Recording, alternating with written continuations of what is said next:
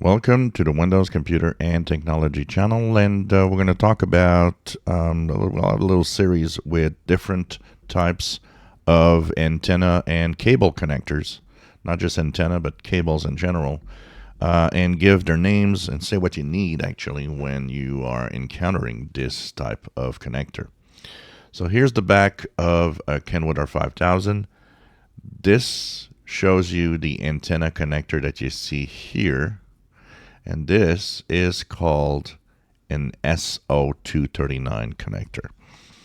Now, one of the interesting things about this connector is that most of the connectors that we have, we often have the same name, but we say it's male or female. And this is an example where it's not used. And I don't know why they haven't done a male or female naming to it. The connector that goes in here is actually a different name. So remember that this connector is extremely popular among CB radios, among high-end or higher-end tabletop receivers. Every amateur radio transceiver has a SO39 connector for the antenna.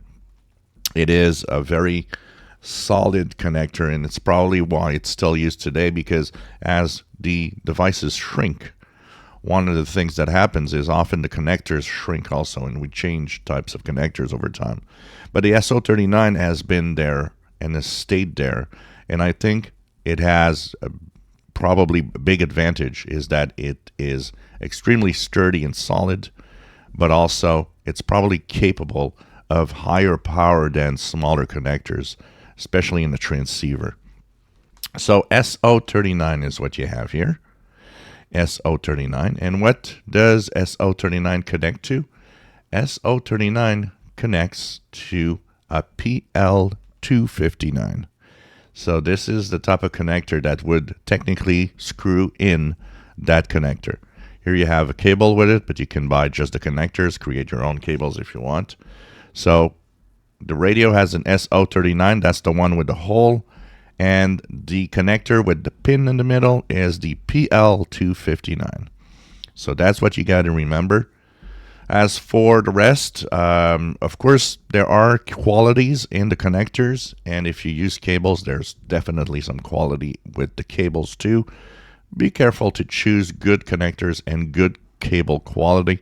It has an importance. You don't have to overpay, because you don't have to pay the extreme high prices I've seen on some cables, but don't buy the cheapest cable either. There is a quality and the shielding and how well shielded your signal will be from interference, for example, and quality is top notch. You have to be careful even more if you're using a transceiver and transmitting. For example, like I do with 100 watts into a transceiver. You want to make sure your connectors are good, and you want to make sure that the cables are good too.